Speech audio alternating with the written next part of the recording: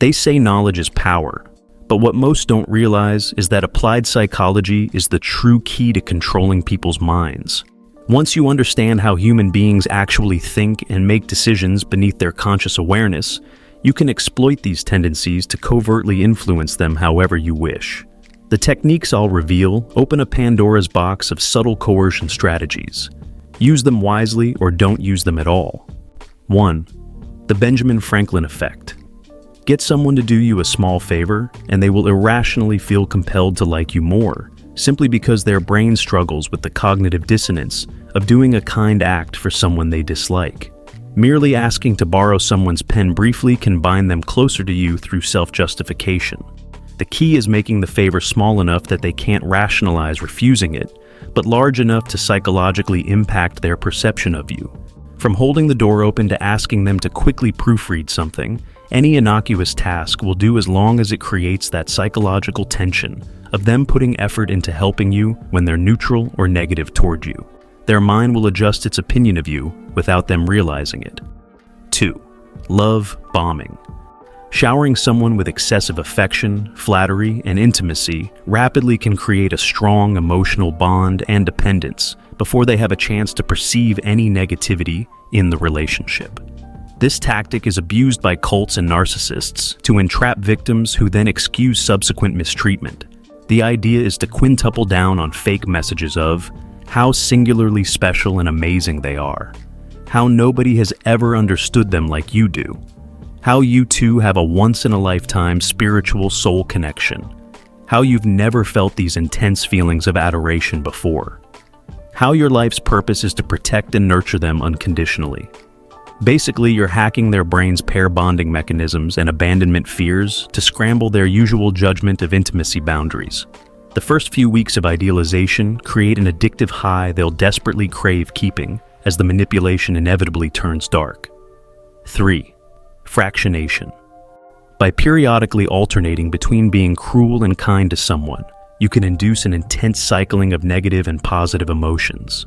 This puts their mind into a fuzzy, traumatized state ripe for mind control. The old good cop, bad cop routine is an obvious example used in interrogations. You fluctuate between being extremely warm, giving praise and favor one moment, to berating them, removing privileges, and acting coldly dismissive the next. This inconsistent reinforcement utterly confuses their neuro-linguistic emotional patterns and prevents their mind from becoming numb to continual abuse or affection. The constant butterflies and fear create PTSD-like personality dissociation, very amenable to obedience toward whichever persona you display. Veterans of abusive relationships often report walking on eggshells, never knowing which monstrous or princely figure would appear next. 4. Gaslighting. Manipulate someone into questioning their own reality, memory, or perceptions by repeatedly delivering misinformation and false narratives with unwavering confidence.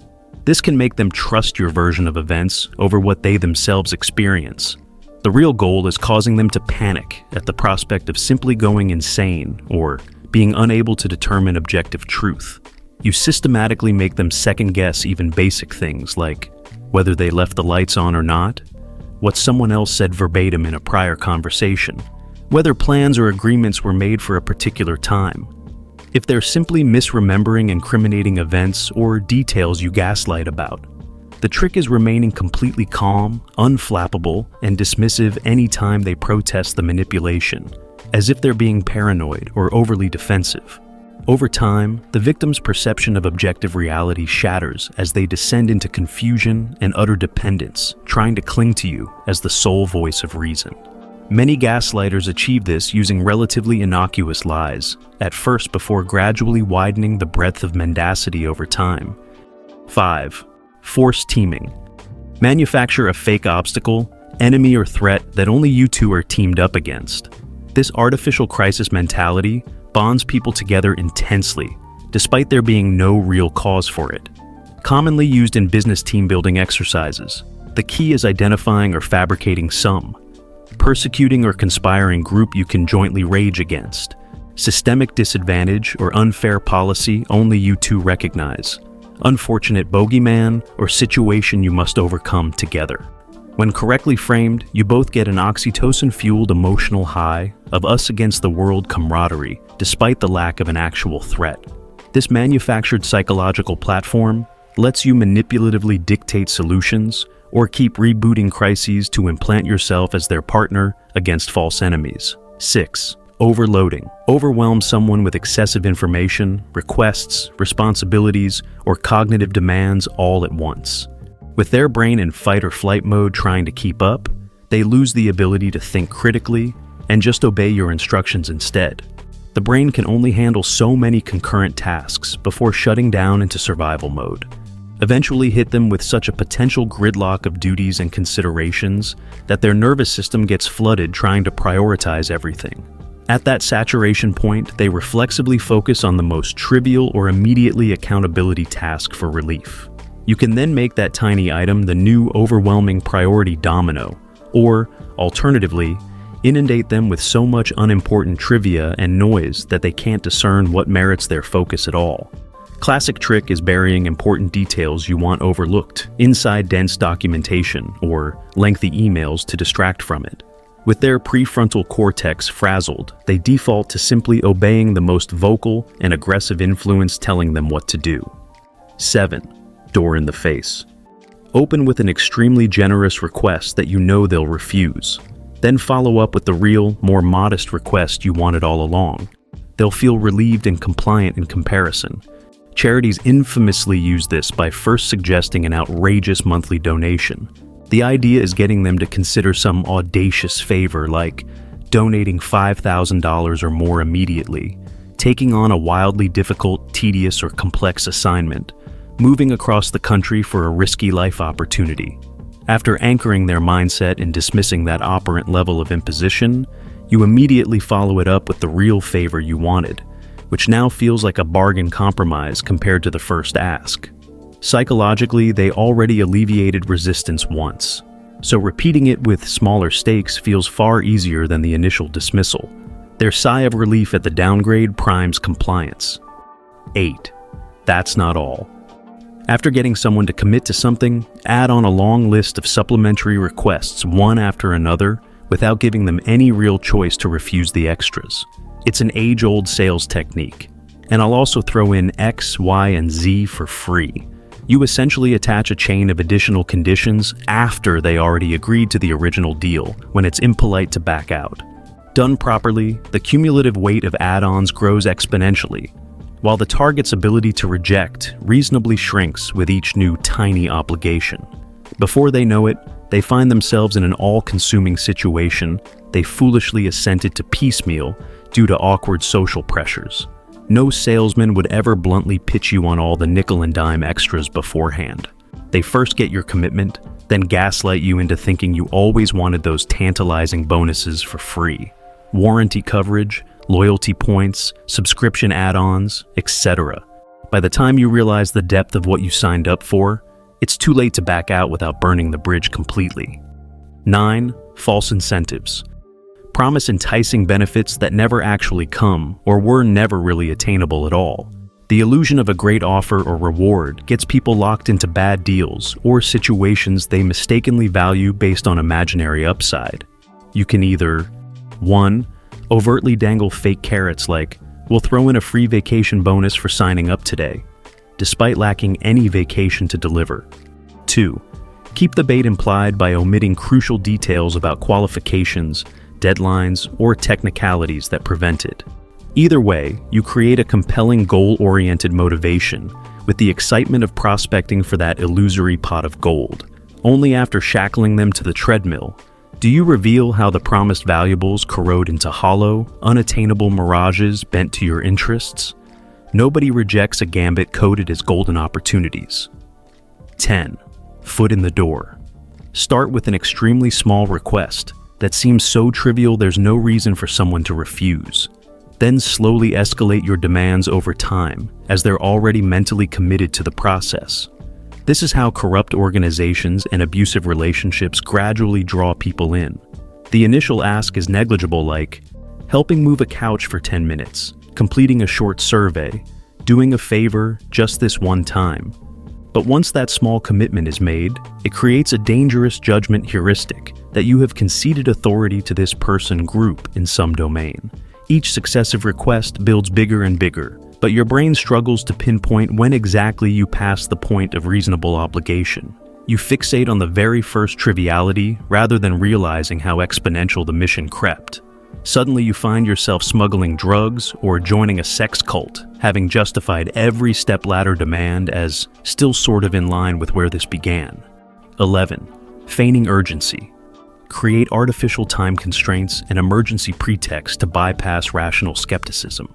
Once a brain perceives an urgent need, it enters panic mode and complies with dubious requests that would normally be scrutinized more carefully, used by manipulative salespeople and scammers. The idea is overwhelming the prefrontal cortex's slow decision-making processes by stimulating the amygdala's lightning-fast fight-flight-freeze responses instead. Any pressure tactic suggesting there's only X hours, days left to make a decision. This deal opportunity won't last and may disappear. A critical threat needs mitigating before calamity strikes. Bypasses wise contemplation by priming the brain to prioritize danger avoidance over logic. Impulse overrides rationale on a neural level. This provokes mentally short-circuiting into a frenzied condition, willing to accept extraordinarily aggressive terms you'd coolly dismiss otherwise. That perceived tiny window scrambles executive functioning in favor of reflexive, thoughtless compliance to the loudest voice. 12. Social proof. Exploit the psychological bias for people to mimic the perceived confidence and actions of crowds. Get enough people acting in unison, and groupthink takes over, allowing you to lead that herd anywhere through subtle body language and prompts. The key is achieving a visual impression of mass unanimity from staged audiences or shills behaving in a contrived way. Managing group dynamics to implant yourself as the alpha voice. Leveraging existing staff, allies to create truth pluralities. Human beings are pathologically vulnerable to pluralistic ignorance and peer pressure. We reflexively conform our mentalities and behaviors to whatever the perceived majority position is, regardless of the situation's objective merits.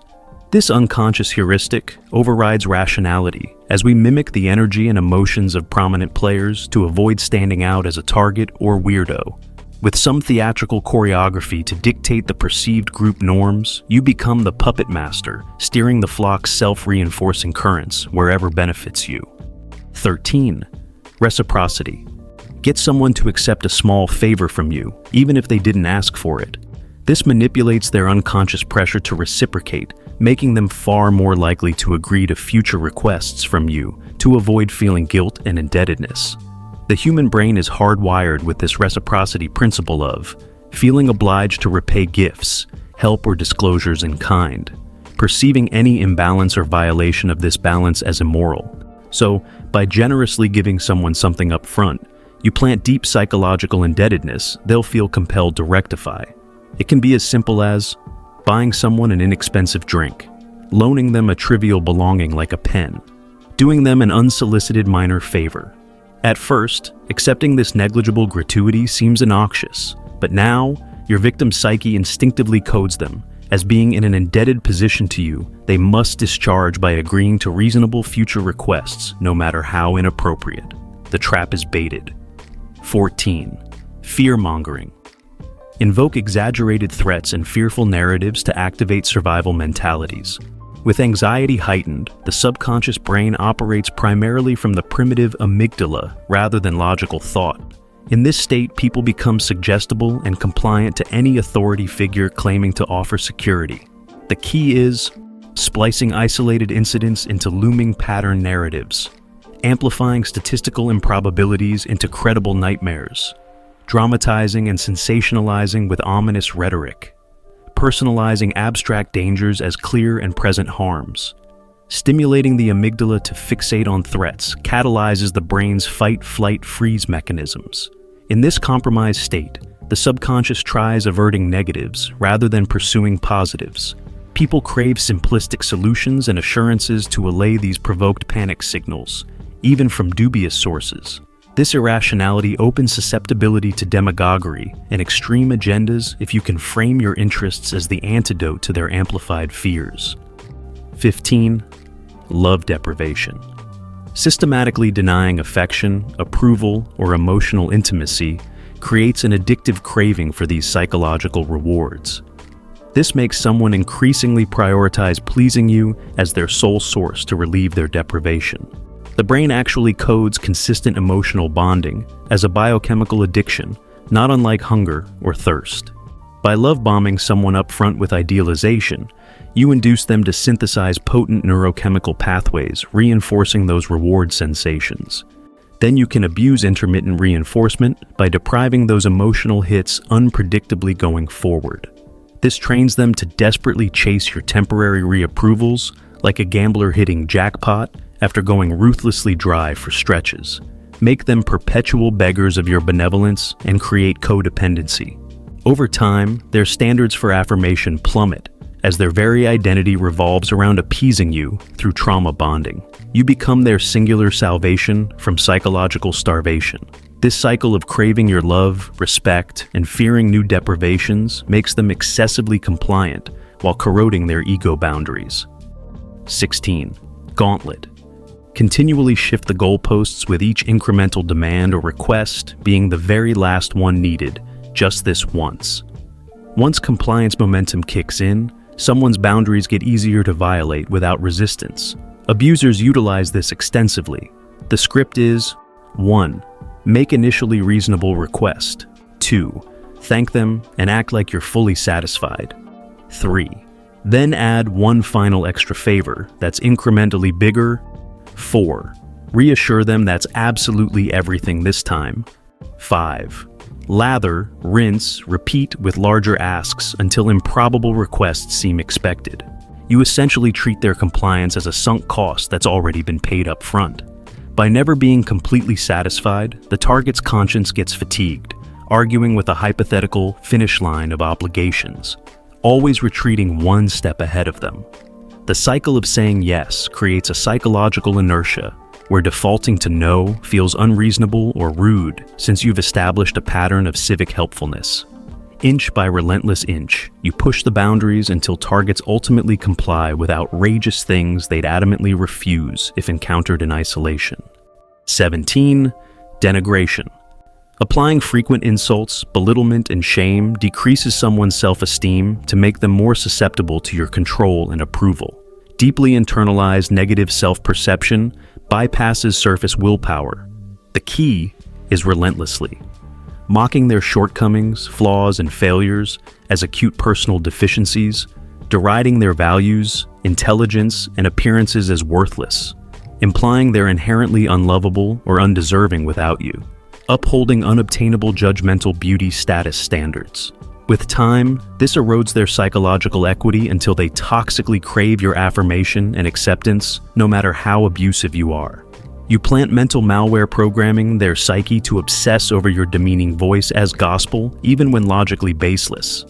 This transforms them into neurotic insecurity addicts, pathologically terrified of your rejection or abandonment. They become obedient puppets for the illusion of alleviating their ingrained self-loathing you induced despite proof otherwise.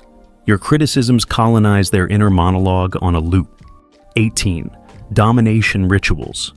Systematically force someone to do degrading things completely outside their existing belief systems and moral boundaries. This causes profound cognitive dissonance that breaks their psyche over time as they struggle to self-justify the acts. Examples include sexual degradation like cheating on spouses or performing taboo fetishes, criminal inductions like stealing, violence, or self-harm, psychological contortions via gaslighting, denigration, or confession manipulation. The bigger the ethical breach from their socialized identity, the deeper the traumatic fracturing. It's one thing to shift a minor boundary, but serially demolishing sacred values and worldviews creates existential identity crises. Rather than admit moral catastrophe, the psyche copes by redefining itself as someone capable of such atrocity on an unconscious, dissociated level. This forging of a secondary self makes future degradation feel less cognitively dissonant, since they already transgressed so far before. Each new line provides psychological motive to self-justify the entire descent by committing additional atrocities until their ethical core has disintegrated completely. 19. Trauma bonding.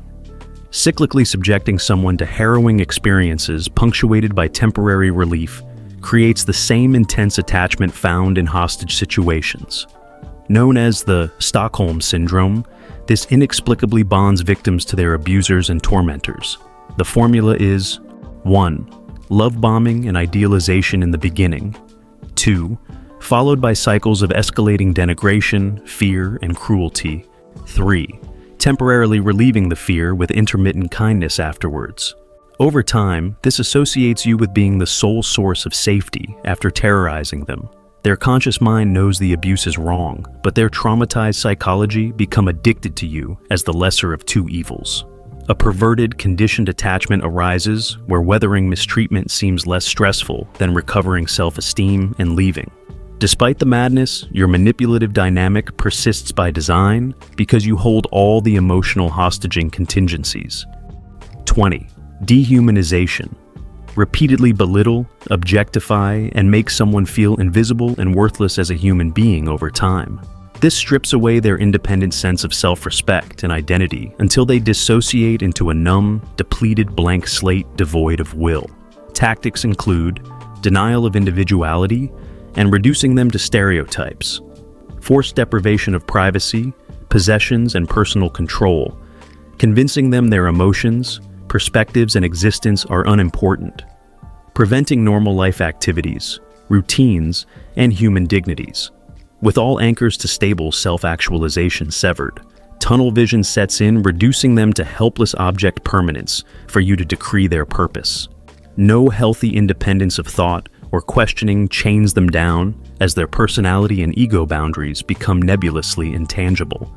The mental fatigue of upholding a cohesive persona eventually outweighs any fight left to resist. Dissociating into a hollow, derealized, de-individuated puppet simply following orders becomes the path of least resistance to avoid meaningless psychological conflict. Once human identity is extinguished, so too is the ability to defy your control. As you can see, these techniques, while extremely powerful, must be handled with utmost care. Employing them maliciously can irreversibly destroy someone's mind. I'd caution only using them for positive influence or therapeutic reasons. But sometimes, manipulation is a necessity when facing difficult people intent on deceit. As they say, you must fight fire with fire. If you have made it this far, let us know what you think in the comments section below. For more interesting topics, make sure you watch the recommended video that you see on the screen right now. Thanks for watching.